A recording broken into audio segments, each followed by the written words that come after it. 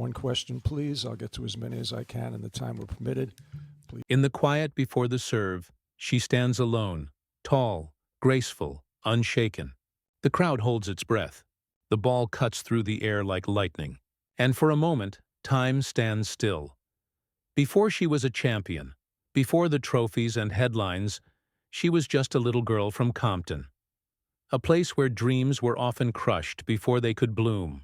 But she refused to bend. With every sunrise, she trained on cracked courts, swinging through pain, through doubt, through every whisper that said, "Girls like her don't belong here."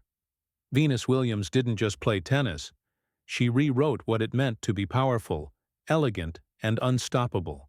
Her journey would ignite revolutions, redefine beauty, and force the world to look again at what strength truly means. But behind every victory lies a storm of sacrifice, rivalry, illness, and silence. This is not just the story of a tennis player. It's the story of a warrior who turned discipline into poetry and forever changed the game. Venus Ebony Starr Williams was born on June 17, 1980 in Linwood, California, the second youngest of 5 sisters. Her world was Compton, a city defined by noise, by struggle, by dreams that had to fight to be heard over the chaos. Her father, Richard Williams, was not a man easily ignored. He had no formal tennis background, but he had a plan. A 78-page manifesto on how to raise 2 champions. While others laughed, he saw destiny. Her mother, Oracene Price, balanced strength with calm, teaching her daughters not only to play, but to believe. Every morning, before the city woke, Richard drove Venus and Serena to the public courts. The nets were torn, the fences rusted, and gunshots echoed in the distance. But to Venus, that cracked asphalt was sacred ground, the place where purpose began. They didn't have private coaches or expensive rackets. What they had was fire. Richard stood courtside shouting, "You're gonna be #1 someday!" And Venus believed him. Inside their modest home, the Williams family spoke of greatness as if it were already theirs. Schoolbooks lay next to tennis shoes. Laughter mixed with discipline. And while the world outside was full of limits, inside that house, there were none. Yet beneath the determination was tenderness. The way Venus protected her younger sister, Serena, from taunts and pressure. They were more than siblings. They were partners in a shared prophecy. In a neighborhood where few dared to dream, 2 young girls were about to change the world, one serve at a time. By the time Venus turned 10, her talent had already become impossible to ignore. Her serve, fierce, explosive, and effortless, was something the tennis world had never seen from a girl her age. Her father's vision was becoming real, and whispers began to spread from the Compton courts to national headlines. Who are these Williams sisters? But Richard was cautious. He didn't want his daughters to be devoured by the same system that had chewed up and discarded so many before them. While talent scouts circled, he refused early contracts, shielding Venus and Serena from the media's hunger. He taught them that fame without foundation was a trap. When Venus finally stepped onto a professional court at just 14 years old, she didn't just play, she arrived. October 31st, 1994. The Oakland Coliseum. Her debut match against world-class veteran Arantxa Sanchez Vicario became an instant legend. Venus, tall and composed, dominated the first set with stunning power. But then Vicario, sensing inexperience, left the court for a long bathroom break. When she returned, everything changed. The rhythm, the focus, gone. Venus lost the match. But that day, something more powerful was born. A storm. Her debut wasn't a defeat. It was a prophecy. The tennis world had seen a new kind of athlete. A young black girl from Compton, fearless, poised, and ready to shatter the old rules. Within months, her name was on every sports magazine. Coaches called her a phenomenon. Fans called her the future. And standing beside her, quietly smiling, was Serena, her sister, her shadow, her equal. Together, they were about to rewrite not just women's tennis, but the very definition of greatness. The late 1990s belonged to power, and no one embodied it more fiercely than Venus Williams. By 1998, She was no longer the girl from Compton. She was the comet blazing through every tournament she touched. Her height, her reach, her blistering serve, all unorthodox, all unstoppable. But her real weapon wasn't physical. It was conviction. In 2000, the world watched history unfold. Wimbledon, the cathedral of tennis tradition, witnessed something it had never seen before. Venus Williams, with beads in her hair glinting under the London sun, conquered the grass with unshakable poise. She won the singles title, then teamed with Serena to win doubles. Two black sisters from Compton stood at the summit of a sport once reserved for privilege. It wasn't just a victory. It was a revolution. Reporters scrambled to understand her. "She's graceful yet devastating," one wrote, "as if ballet met thunder." Venus smiled softly, rarely speaking more than necessary. She didn't chase the spotlight. She commanded it by existing. The victories poured in. The U.S. Open, Olympic gold in Sydney, more Wimbledon crowns. Her rivalry with Martina Hingis and Lindsay Davenport defined an era, but Venus never played to defeat opponents. She played to transcend them. Through every swing, she carried her father's belief, her mother's calm, and her sister's fire. For young girls everywhere, especially those told they were too poor, too dark, or too different, Venus became proof that destiny was not a privilege, but a choice. By 2002, she had reached the world's #1 ranking, the first African-American woman in the Open era to do so. The world finally knew her name. But behind that calm smile, no one could see the toll that fame, pressure, and expectation were beginning to take. Every storm begins with light, and Venus's brightest days were about to lead her into the darkest nights. Every legend faces a moment when the roar of the crowd fades, and all that remains is silence. For Venus Williams, that silence came not from defeat, but from her own body. In the mid-2000s, the unstoppable force began to slow. Mysterious fatigue, muscle pain, breathless matches that once came easily. Doctors couldn't explain it at first, and the media began to whisper, "Is Venus done?" While the headlines demanded answers, Venus withdrew. The woman once called a machine was quietly breaking down. In 2011, after years of uncertainty, she was diagnosed with Sjogren's syndrome, a rare autoimmune disease that attacks the body's moisture-producing glands, draining energy and life itself. It was a cruel twist for a player whose game relied on endurance, power, and fire. Every step on court became a battle against her own body. Every smile, a disguise. And then came the comparisons. Serena's meteoric rise, her Grand Slam streak, her dominance. The world began to crown Serena as the new queen, often forgetting that Venus had built the throne first.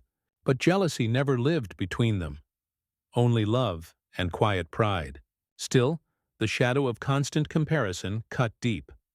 In 2017, tragedy struck again. An auto accident in Florida involving Venus, which left another driver fatally injured. Though later cleared of any wrongdoing, the emotional toll was immense. The media once more dissected her life, forgetting the human being behind the headlines. Fame had given her glory, but it had also taken her peace. And yet even in pain, Venus never quit. She didn't scream. She didn't break. She simply stepped back, gathered herself, and prepared to rise again. Not to reclaim her crown, but to rediscover her purpose. When the doctors told Venus Williams she might never play the same again, she smiled. Not out of denial, but defiance. For her, tennis had never been about perfection. It was about purpose. After stepping away from the game in 2011, Venus began to rebuild herself piece by piece, body, mind, and soul. She switched to a vegan diet, learned to listen to her body, and returned to the court not as the unstoppable prodigy, but as a woman reborn. The comeback wasn't instant. It was slow, painful, deliberate. Every match was a test, not of skill, but of will. And though she no longer dominated every tournament, she played with something deeper than victory: grace. Then came the equal pay movement. At a time when men and women were still paid unequally in Grand Slam tennis, Venus used her voice, calm, powerful, unwavering. In 2007, thanks largely to her advocacy, Wimbledon finally granted equal prize money to female champions. It was a milestone not only for sport, but for history. Beyond the courts, Venus launched her own fashion line, elegance, and became an entrepreneur, designer, and investor. Through her business ventures, she redefined what an athlete could be, not just a competitor, but a creator. Her story evolved from domination to inspiration. She wasn't chasing trophies anymore. She was chasing meaning. By the time she returned to Grand Slam finals in 2017, at the age of 37, she wasn't supposed to be there, but she was, standing tall, smiling, and proving that resilience is timeless. Venus Williams had turned pain into power, illness into wisdom, and setbacks into seeds of change. She no longer needed to win to be victorious. She already was. When history looks back at Venus Williams, it won't just see a champion. It will see a blueprint. She didn't simply win titles. She redrew the boundaries of what was possible. 7 Grand Slam singles trophies, 4 Olympic gold medals, dozens of finals and doubles titles with her sister. But numbers alone cannot measure what she changed. Before Venus, tennis had a look, a sound, a rhythm defined by tradition. After her, it was never the same. She brought power, poise, and pride to a sport that once resisted all three. She made athleticism beautiful and femininity powerful. She made little girls, especially black girls, see themselves in a space that had never invited them before. Her influence reached far beyond the baseline. Players like Naomi Osaka, Coco Gauff, and Sloane Stephens often call her their North Star. Even opponents who once faced her fiercest serves now speak of her in awe. Billie Jean King called her a warrior of dignity. Serena, her sister and eternal rival, calls her my reason. Through every serve, every stance, every silence, Venus carried an entire generation on her shoulders. And she did it with grace. Her legacy isn't just in trophies. It's in courage, representation, and quiet strength. Venus Williams didn't just change tennis. She changed the lens through which the world sees greatness. There comes a point when even legends step out of the spotlight. Not in defeat, but in peace. For Venus Williams, that moment didn't mean retirement. It meant rebirth. In her 40s, she continues to walk her own path, balancing the worlds of sport, business, art, and advocacy. Her days are slower now, but richer. She paints, designs interiors, builds companies, and mentors the next generation of athletes. She no longer measures her worth by trophies, but by the lives she touches. When asked how she's changed, Venus once said softly, "Success isn't about winning, it's about growing." Her life reflects that truth.